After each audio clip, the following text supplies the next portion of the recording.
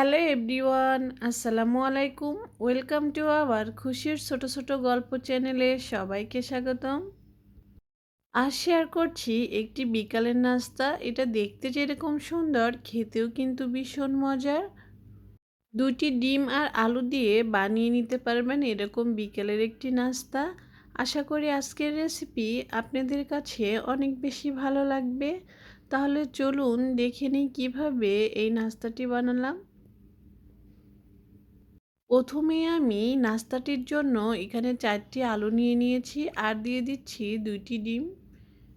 এবার পর্যাপ্ত পরিমাণ পানি দিয়ে ভালো করে সিদ্ধ করে নিতে হবে। পানিটা একটু বেশি করে দিতে হবে। এবার ঢাকনা দিয়ে ঢেকে দিলাম, ফিরে আসছি সিদ্ধ হওয়ার পর। দেখুন আলুটা কিন্তু পুরোপুরি সিদ্ধ হয়ে গিয়েছে। এবার আমি এই সব কিছু তুলে নিচ্ছি। খেয়াল রাখতে হবে আলুটা যেন ভালো করে সিদ্ধ হয়ে যায়। এবার সব কিছু আমি তুলে ছিলে নিব ঠান্ডা করে। এবার আলুগুলো ঠান্ডা করে ভালো করে আমি ছিলে নিয়েছি এখানে। এবার আমি এই কাটারটা নিয়েছি এখানে, এই কাটার দিয়ে গ্রেট করে নিতে হবে।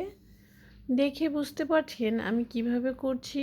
আপনারা চাইলে হাত দিয়েও করে নিতে পারেন, তবে গ্রেটার দিয়ে করলে অনেক বেশি মিহি হয়, দেখতে অনেক বেশি সুন্দর লাগে। এই রেসিপিটা বানানো কিন্তু খুবই সহজ। আপনারা চাইলে বিকালের নাস্তায় এই রেসিপিটা অবশ্যই বানিয়ে খেতে পারেন। আলুগুলো আমি গ্রেট করে নিয়েছি, এবার ডিম দুটো গ্রেট করে নিতে হবে।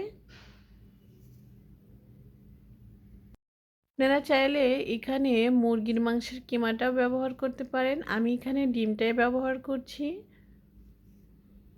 এবার দিয়ে দিচ্ছি 2টি কাঁচামরিচ কুচি, ঝালটা আপনারা পছন্দ মতো দিয়ে নিতে পারেন।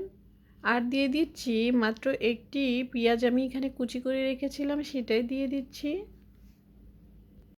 1 টেবিল চামচ দিয়ে দিচ্ছি চিলি ফ্লেক্স। অবশ্যই কিন্তু এই নাস্তায় চিলি ফ্লেক্সটা ব্যবহার করতে হবে। 1 টেবিল চামচ দিয়ে দিচ্ছি জিরা গুঁড়া। হাফ চা চামচ দিয়ে দিচ্ছি হলুদের গুঁড়া। 1 টেবিল চামচ দিয়ে দিচ্ছি লাল মরিচের গুঁড়া, স্বাদ মতো লবণ। আর দিয়ে দিচ্ছি 3 টেবিল চামচের মতো আটা বা ময়দা। আপনাদের কাছে যদি কর্নফ্লাওয়ার থাকে তাহলে সেটাও দিয়ে নিতে পারেন। এখন সব কিছু ভালো করে মিশিয়ে নিতে হবে। আটাটা কিন্তু অবশ্যই ব্যবহার করতে হবে, না হলে ভাজার সময় কিন্তু খুলে যেতে পারে। এ পর্যায়ে আপনারা চাইলে ধনিয়া পাতা কুচিটাও ব্যবহার করতে পারেন। এবার আমি নাস্তার শেপটা করে নিচ্ছি। আমি এখানে গোলাপ জামুন মিষ্টির মতো করে নিচ্ছি, তাহলে দেখতে অনেকটা সুন্দর লাগবে। আপনারা চাইলে যেরকম ইচ্ছে সেরকম করে নিতে পারেন, কোনো সমস্যা নেই। এই তো একটা আমি বানিয়ে ফেলেছি, সবগুলো আমি একইভাবে বানিয়ে নিব। যে প্লেটে আমি নাস্তাগুলো রাখবো সামান্য একটু আটা ছিটিয়ে দিতে হবে যেন নিচে লেগে না যায়। এবার সবগুলো আমি তুলে নিচ্ছি। এই একইভাবে সবগুলো নাস্তা বানিয়ে নিতে হবে। এবার একটি প্যান দিয়ে দিলাম, দিয়ে দিচ্ছি একটু বেশি পরিমাণ তেল। তেলটা ভালো করে গরম হয়ে আসলেই নাস্তাগুলো ছাড়তে হবে। এখন সবগুলো নাস্তা আমি দিয়ে দিচ্ছি।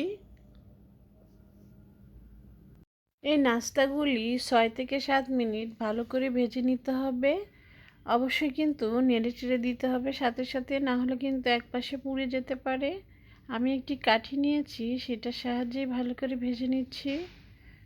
বন্ধুরা, যদি আমার ভিডিও ভালো লেগে থাকে তাহলে প্লিজ আমার চ্যানেলটাকে সাবস্ক্রাইব করে দিবেন। আশা করি বন্ধুদের সাথে শেয়ার করতে ভুলবেন না। কথা বলতে বলতে নাস্তাগুলো কিন্তু আমার ভাজা হয়ে গিয়েছে, আমি সবগুলো উঠিয়ে নিচ্ছি।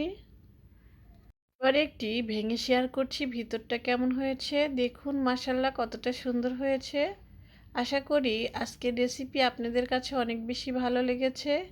তাহলে বন্ধুরা আবারও চলে আসবো, ততক্ষণ পর্যন্ত আল্লাহ হাফেজ।